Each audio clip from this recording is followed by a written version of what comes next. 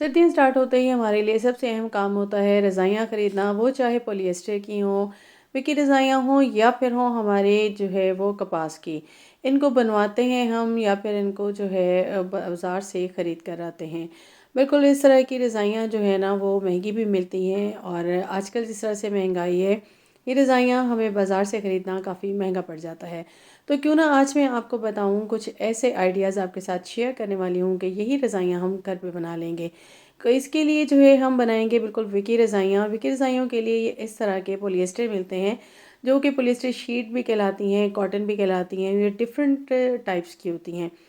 तो मेरी वीडियो को स्किप मत कीजिएगा, एंड तक देखिएगा और आज मैं आपको बिल्कुल जो है लो कॉस्ट में आपको बिल्कुल पुरानी पड़ी हुई बेडशीट से बनाना बताऊँगी ज़बरदस्त सी विकी रज़ाइयाँ। बिस्मिल्लाहिर्रहमानिर्रहीम, अस्सलाम वालेकुम। कैसे हैं आप सब? उम्मीद करती हूँ खैरियत से होंगे। जी तो फ्रेंड्स, यहाँ पे मैं लेकर आई हूँ आपके लिए ज़बरदस्त से जुगाड़। हमारे पास काफ़ी सारी ना ऐसी बेडशीट्स पड़ी होती हैं जो कि बिल्कुल जो है वो डैमेज हो चुकी होती हैं, कलर उनके डिस्कार्ड हो जाते हैं और हम उनको फेंक देते हैं। इसी तरह से हम आपको दिखाते हैं कि इस तरह के पॉलिएस्टर होते हैं। ये वाला जो है ये हम रज़ाई में यूज़ नहीं करते, इसको पॉलिएस्टर शीट बोलते हैं और ये हम गद्दों में यूज़ करते हैं। इससे पहले जो मैंने आपको दिखाया वो बिल्कुल जी वो शीट होती हैं, उनको आप शीट बोल लें या वो जो है कॉटन होती है जो कि हम यूज़ करते हैं। सबसे पहले तो मैंने क्या करना है, मेरे पास है पुरानी बेडशीट, इसको मैंने ले लिया और मेरे पास जो है ना यहाँ पे मौजूद है ये रज़ाई की जो है वो कॉटन, और इसको मैं यहाँ पे ले लूँगी। ये विकी रज़ाई की है और इसकी मैंने मेजरमेंट कर ली और जितना ये इक्वल आ रहा था इसको मैंने डबल कर लिया, डबल करके मेजर करके उतनी ही मैंने इसको 3 साइडों से सी लिया।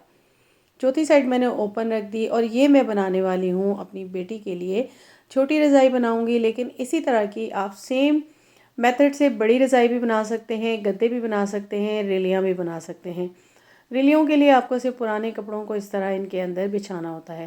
ठीक है, मैंने इसको सी लिया, उसके बाद मैंने इसको उल्टा कर लिया, 3 साइडों से मैंने इसको सिया है। अब मैंने इसके ऊपर बिछा ली है इस कॉटन को और अब मैं इसको जहाँ से स्टिच है ना वहाँ से नहीं मोड़ूँगी, क्योंकि ये रॉन्ग हो जाएगा। जो ओपन पार्ट है ना, यहाँ से मैं इसको मोड़ती हुई जाऊँगी और एक साइड से मैं मोड़ूँगी और जो नीचे वाला इसका ओपन पार्ट है उसको मैं नीचे करती जाऊँगी। इस तरह से इसको मैं हल्का-हल्का मोड़ती हुई जाऊँगी और नीचे से इसको जो है वो नीचे करती जाऊँगी और इस तरीके से ये ईज़िली पूरी की पूरी मैं इसको फ़ोल्ड कर लूँगी। ये कुछ इस तरीके से मेरे पास आ जाएगी। अब जो मैंने फ़ोल्ड की थी ना उसको मैं सीधा करती जाऊँगी। तो जो इसका ये दूसरा वाला पार्ट था ना, ये इसके ऊपर खुद ब खुद सीधा होता आएगा। इस तरीके से आपकी कॉटन जो है ना वो बिल्कुल भी इकट्ठी नहीं होगी और आप कॉर्नर से इसको ठीक कर लीजिए। अब इसके बाद आपने क्या करना है, अगर आपकी है यहाँ पे कॉटन दूसरी यानी कि जो कपास होती है, तो तब आपने क्या करना है, इस स्टेज पे इसको सीधा करने के बाद यहाँ तो मैंने ये पॉलिएस्टर वाली ली है तो इसको मैं बिल्कुल हाथों से सीधा करूँगी, ये इक्वल हो जाएगी। लेकिन अगर आपकी कॉटन होती है ना, कपास होती है, तब आप क्या करेंगे, यहाँ पे आपने एक जो है कोई सा भी डंडा या बैट ले लें और इसको अच्छे से जो है वो थोड़ा थोड़ा सा रब करेंगे ताकि ये अच्छे से सेट हो जाए। उसके बाद ले लेना है मैंने सुई धागा और इसका जो ओपन पार्ट है ना, इसको मैंने थोड़ा सा अंदर की तरफ करते हुए कॉटन को इसके साथ अटैच करते हुए मैंने पूरी की पूरी सी ली। मुँह इसका बंद कर दिया। नेक्स्ट हम क्या करेंगे कि यहाँ पे मैंने ले लिया है इस तरीके से, और जब मैंने ये धागे को इसके अंदर से गुजारा ना, तो उसके बाद से नीचे से गुजार के हम इसको फ़ौरन नीचे से नहीं निकालते, बल्कि इसकी एक ट्रिक होती है, क्योंकि इस तरह से ये बड़े बड़े टांके आ जाते हैं, ऊपर से तो छोटे आते हैं, नीचे से बड़े आ जाते हैं।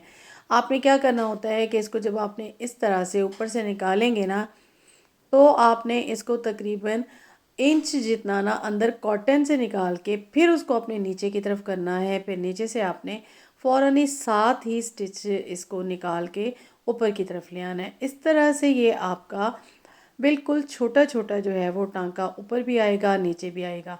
अगर आप इसको इस तरीके से ऊपर और फिर नीचे से देते जाएंगे ना इक्वल, तो क्या होगा, ऊपर से तो छोटा सा आ जाएगा लेकिन नीचे से ये बड़ा सारा टांका आ जाएगा।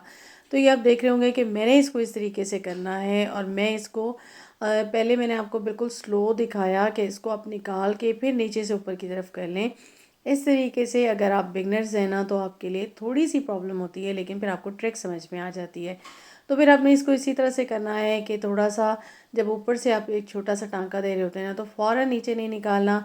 आपने इंच इतना कॉटन के अंदर निकाल के फिर उसको नीचे निकालना है, फिर उसको फ़ौरन ही ऊपर की तरफ कर देना है। इस तरीके से ये आपका देखिए ऊपर भी छोटा सा आएगा, नीचे भी। ये मैंने पूरी एक लाइन इस तरह से कर ली थी। अब मैं इसी तरह से इसके साथ तकरीबन जो है ना 3 इंच का छोड़ दूँगी और उसके बाद फिर मैं यहाँ पे एक और स्टिच इस तरह से ले लूँगी। अच्छा, इस तरीके से ये होता है कि आपने ना रज़ाइयों में या फिर गद्दे होते हैं, उनमें आपने साथ साथ इस तरह से करना होता है। इस तरह से ये होता है कि आपकी रज़ाइयाँ ज़रा अच्छी सी और नीट सी सिली हुई लगती हैं। यहाँ पे मैंने 4 बिल्कुल इस तरह से दे दिए थे। अब ये मैंने इसको आगे की तरफ सीना है, तो इसकी नेक्स्ट जो ट्रिक है ना वो ये है कि आपने जी सिलता जाए ना, इसको फोल्ड करते जाएं अपनी साइड से, तो इस तरीके से आपको ना इजी होगा। यहाँ मैंने क्या ट्रिक लगाई है कि मैं इसको फोल्ड करती जाऊँगी और साथ में यहाँ पे मेरे पास मौजूद है कैचर, तो इनको मैं यहाँ पे लगा लूँगी। मैं 4-4 इंच का गैप देती जाऊँगी और इसी तरीके से मैं इसमें छोटे छोटे स्टिच लेते हुए लंबी लंबी लाइंस इसके अंदर डाल दूँगी। ठीक है, ये बहुत आसानी से आप सी सकते हैं। यही रज़ाइयाँ अगर आप बाज़ार से सिलवाएं ना, तो अब जो ये छोटी रज़ाइयाँ हैं इनके वो 500 लेते हैं, बड़ी रज़ाइयों के 700। और आप इस तरीके से बचत कर सकती हैं बिल्कुल बहुत ही आसानी के साथ। अच्छा, इसकी नेक्स्ट टिप ये है कि जब आपने इस तरह से मिड में आपका धागा ख़त्म हो जाता है ना, तो आपने क्या करना है कि एक आपका ख़त्म हो गया, आपने और डालना है। तो जहाँ पे एंड होता है ना, जब 4 इंच का रह जाए तो तब आपने क्या करना है कि वहीं पे 3-4 स्टिच दे देने हैं ताकि ये पक्का हो जाए। इस तरीके से क्या होता है कि आपकी ये ओपन नहीं होती, वरना रज़ाइयाँ खुल जाती हैं। तो इस तरीके से आप ये छोटी छोटी टिप्स पे अमल करके बहुत आसानी के साथ बना सकते हैं। यहाँ मैंने 2 सुइयाँ ले ली थी, रज़ाई की सुइयाँ होती हैं, धागा भी रज़ाई वाला कहलाता है। आपको ये ईज़िली बाज़ार से मिल जाती हैं, 40 रुपीज़ की सुई मिल जाती है। 40 रुपीज़ का आपको धागा मिलता है जिससे आप इजीली 4 रज़ाइयाँ सी सकते हैं। अब यहाँ मैंने 11 जो है ना वो लाइंस डाली, तो अब ये मिड तक मैं आ गई थी। तो उसके बाद मैंने क्या किया, नेक्स्ट जो मेरी टिप है कि मैं इसकी ना साइड बदल दूँगी। अब मैंने जो, क्योंकि ज़ाहिर सी बात है मुझे वहाँ फ़ोल्ड कर करके काफ़ी मुश्किल हो रही थी, तो अब बिल्कुल मैं मिड में आ गई थी, तो मैंने इसकी साइड बदल दी। और वरना अगर आप इसको सिए ना, इसका बेस्ट तरीका ये होता है कि इसको ज़मीन पे आप कोई भी कपड़ा बिछा लें, उसके ऊपर ये बिछा के आप नीचे बैठ के इजीली सिएं। मेरे लिए क्योंकि घुटनों का मैंने आपको बहुत दफ़ा बताया है कि प्रॉब्लम होता है, तो मैं इसे बेड पे सी रही थी। तो वरना यही होता है कि एक साइड से मिड पे ला के आप इसको फिर दूसरी साइड से आप जो है सीना स्टार्ट कर देते हैं। तो मैंने इसकी साइड बदल दी, अपनी तरफ कर दिया, और अब इस तरीके से मैं इसको दूसरी साइड से भी इस तरह से इसमें स्टिच डालती आऊँगी। अच्छा, 11 स्टिच मैंने पहले डाले हैं, यानी लाइंस डाली हैं। अब इसके साथ साथ ये करते हुए मैं यहाँ पे 7 लाइंस और डाल दूँगी इसी तरीके से। ठीक है जी, इसको मैंने 2 धागे ले लिए हैं, 2 मैंने सुइयाँ इस्तेमाल की हैं। एक मेरी जो है जब वो एंड तक पहुँच जाऊँगी और वो ख़त्म हो जाएगी, तो पीछे से मैं दूसरी सुई से इसको स्टिच करती आऊँगी। इस तरीके से आप 3 भी ले सकते हैं, 4 भी ले सकते हैं, 5 भी ले सकते हैं। तो इस तरह से आपका ना काम बहुत आसानी से हो जाता है। अब मैं थोड़ा थोड़ा इसको हाथ पे रख के नीचे से मैं फ़ील करके कि कहाँ तक सुई आई है, और फिर मैं उसको सीती आ रही थी। अब मैंने इसको पूरी की पूरी सी ली। ये लास्ट लाइन मेरी सेंटर में मैं आ गई थी, और इसको मैंने इस तरीके से सी लेना है। अगर आप बड़ी रज़ाई सिए ना, और अगर आप बीच बीच में ना उठें, मुझे तो बीच में बहुत ज़्यादा कामों के लिए उठना पड़ता है, तो तब मेरी इस छोटी रज़ाई पे भी तकरीबन जो है ना मुझे 2 घंटे लग गए थे। वरना ये आप अगर नहीं उठते और मुसलसल बैठे रहें, तो बड़ी रज़ाई पे भी आपको 2.5 घंटे में आप इजीली सी लेंगे और अपने काफ़ी सारे पैसों को भी बचा लेंगे। इस तरह से पुरानी बेडशीट्स होती हैं, 2 बेडशीट को आप मिला लें, उसको पहले आपने 3 अतराफ़ से सी लें और इस तरीके से उसमें कॉटन डालें, और इस तरह से आप सी सकते हैं बहुत ही आसानी से, और काफ़ी सारी बचत भी कर सकते हैं। अभी आप देख सकते हैं ऊपर भी मेरी बिल्कुल सेम बारीक बारीक सिलाइयाँ आई हैं, और नीचे की तरफ ये नीचे वाला पार्ट है और ये अंदर वाला पार्ट है, दोनों में आप देख सकते हैं बहुत ही बारीक और नीट सिलाइयाँ मैंने इसमें डाली हैं। इस तरीके से बहुत आसानी से आप रज़ाइयाँ सी सकते हैं। बड़ी रज़ाइयाँ बच्चों को दें तो उनके लिए प्रॉब्लम भी होती है, और ज़ाहिर है बड़ी रज़ाई होती है तो ख़राब भी हो जाती हैं। तो इस तरह से बच्चों को आप छोटी रज़ाइयाँ बना के दे सकते हैं। तो कैसा लगा आपको मेरा आज का ये कंटेंट?